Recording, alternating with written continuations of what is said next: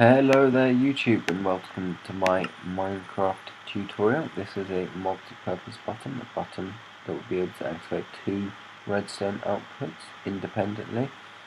Now this only works in Minecraft 1.5, as you can tell from the video title.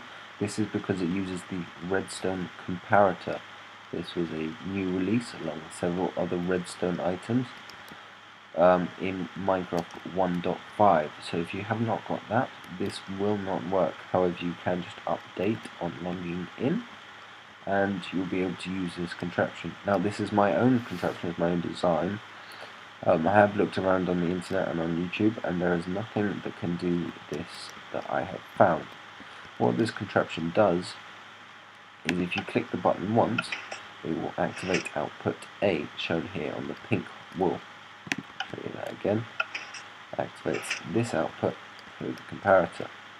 Now if you were to click and hold this, it will activate output B in the green wool. Now how this is achieved is there is a redstone torch here which powers this redstone, if I just remove this, which goes under this block which gets pushed by the piston through these repeaters and into the comparator, which puts a current through output A. However, this block of wool here blocks it off, so normally there is no output.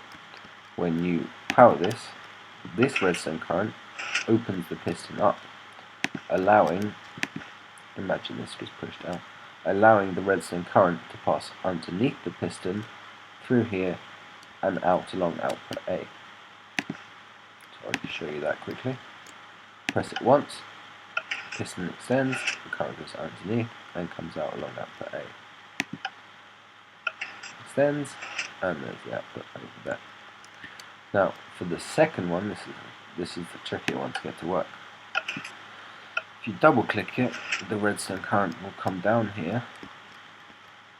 It will be, this is on the delay, so that when this pushes it out, the second time you press the button, that signal will go through this block, because there is redstone pushing in, redstone repeater pushing the current into this block, and one pulling it out.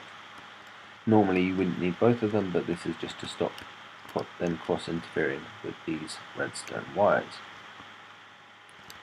So you push this twice, the redstone current activates the piston, and the redstone current goes through that block. It then goes into this red section, which is a pulse lengthener.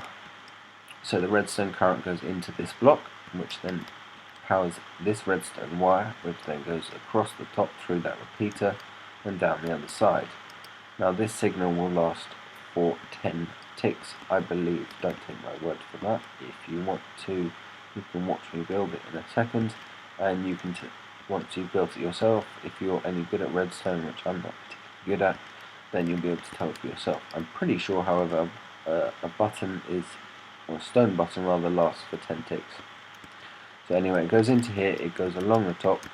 By the time it gets to the 9th tick, another redstone current has gone into this block through these repeaters and will keep this block powered for an extra 9 ticks, because these repeaters are not set to 9 ticks, 3 apiece.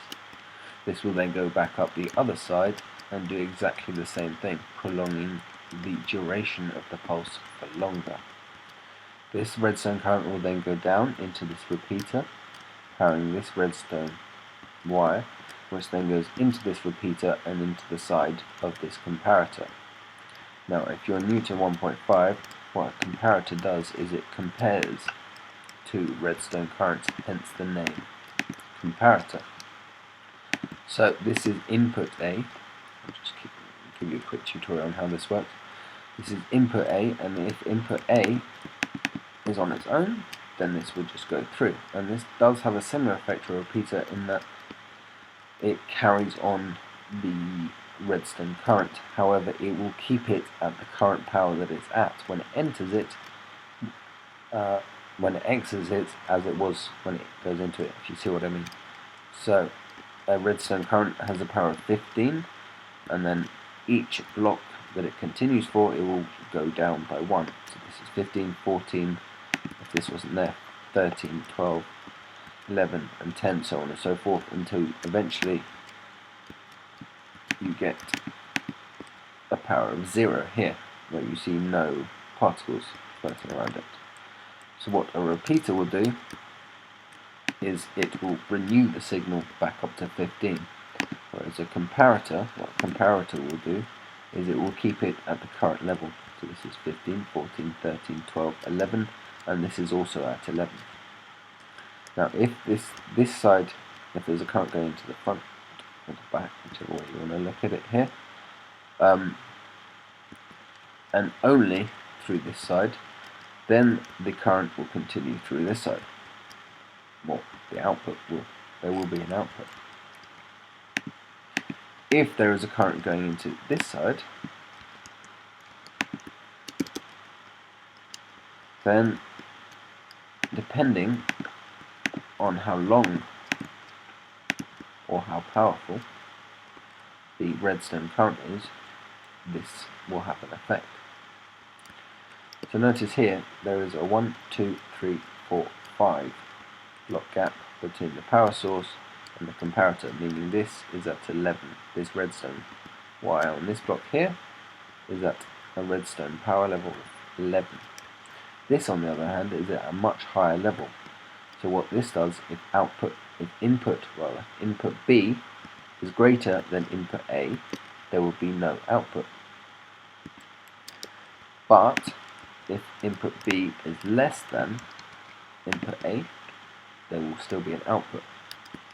So what happens here is this redstone current comes down here, and because it's renewed, this is powered with the power of 15. Whereas because there is a block here, so input B has a power of 15, whereas because there is a redstone wire here, this has to travel one block further, meaning this only has a power of 40, meaning that there is no output in output A. And only output in output B. So if I just I'll give you a quick show again. One click will power output A,